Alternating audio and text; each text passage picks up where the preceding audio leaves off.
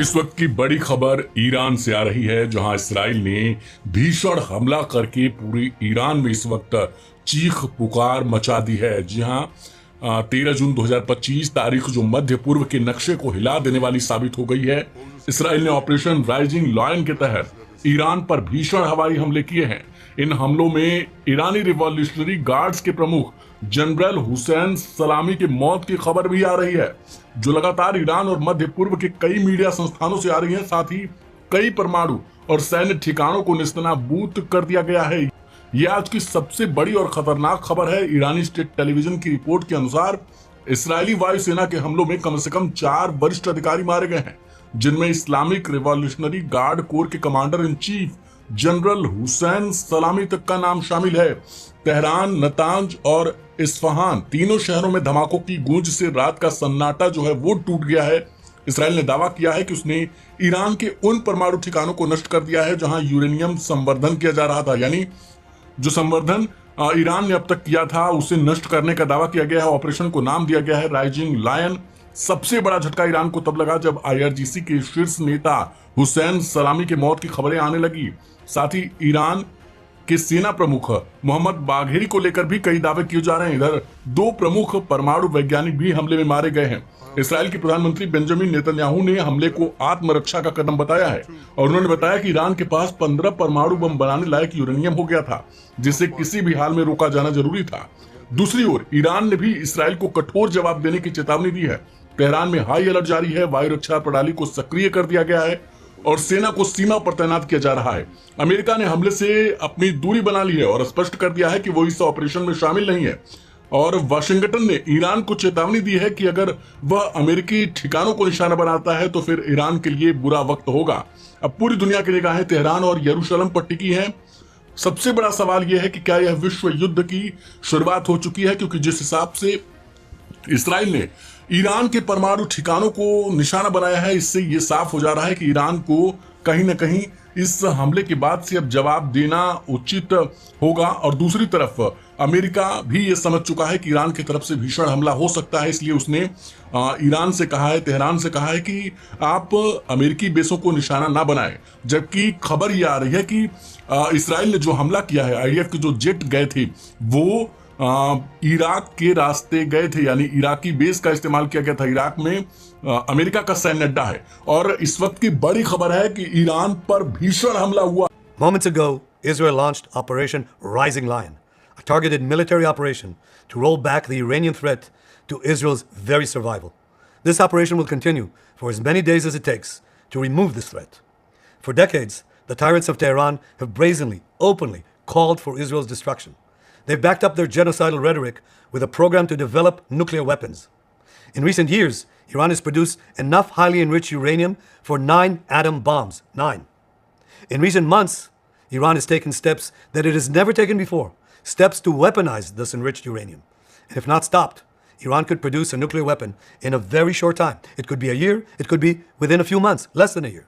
This is a clear and present danger to Israel's very survival.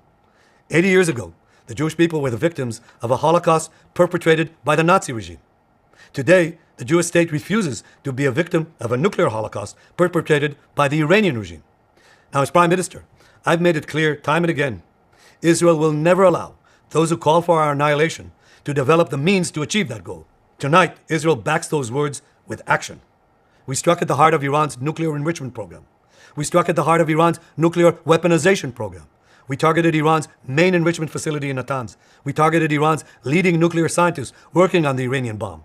We also struck at the heart of Iran's ballistic missile program. Last year, Iran fired 300 ballistic missiles at Israel. Each of these missiles carries a ton of explosives and threatens the lives of hundreds of people. Soon, those missiles could carry a nuclear payload, threatening the lives not of hundreds, but of millions.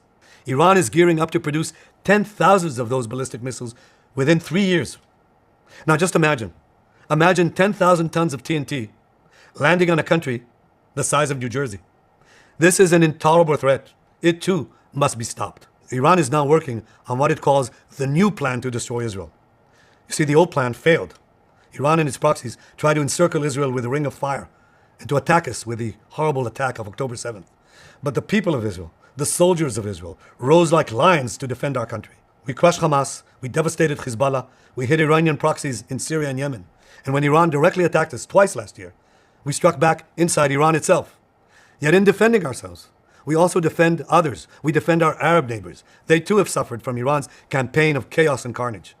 Our actions against Iran's proxy Hezbollah led to the establishment of a new government in Lebanon and the collapse of Assad's murderous regime in Syria.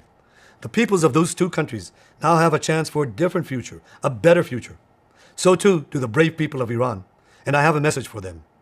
Our fight is not with you. Our fight is with the brutal dictatorship that has oppressed you for 46 years. I believe that the day of your liberation is near.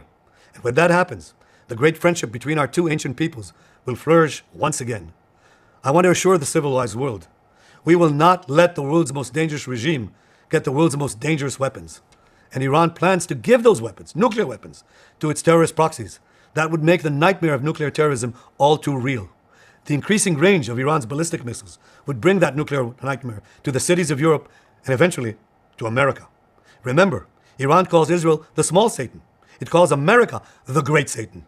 And this is why for decades, it's led millions in the chants of death to Israel and death to America. Today, Israel is responding to those genocidal calls with action and with a call of our own. Long live Israel and long live America. Our action will help make the world a much safer place. I want to thank President Trump for his leadership in confronting Iran's nuclear weapons program. He has made clear time and again that Iran cannot have a nuclear enrichment program. Today, it is clear that Iran is just buying for time. It refuses to agree to this basic requirement of peaceful nations. That is why we have no choice but to act, and act now. The hardest decision any leader has to make is to thwart a danger before it is fully materialized. Nearly a century ago, facing the Nazis, a generation of leaders failed to act in time. They were paralyzed by the horrors of World War I. They were determined to avoid war at all costs, and they got the worst war ever. They adopted a policy of appeasement. They closed their eyes and ears to all the warning signs. That failure to act resulted in World War II, the deadliest war in history. It claimed the lives of 60 million, including 6 million Jews, a third of my people. After that war, the Jewish people and the Jewish state vowed, never again. Well, never again is now. Today, Israel has shown that we have learned the lessons of history.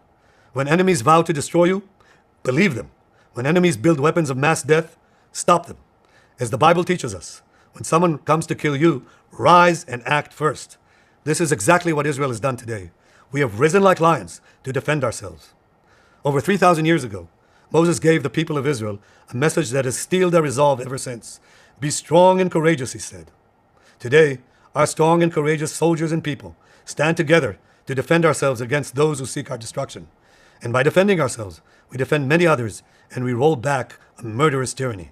Generations from now, history will record that our generation stood its ground, acted in time, and secured our common future. May God bless Israel. May God bless the forces of civilization everywhere.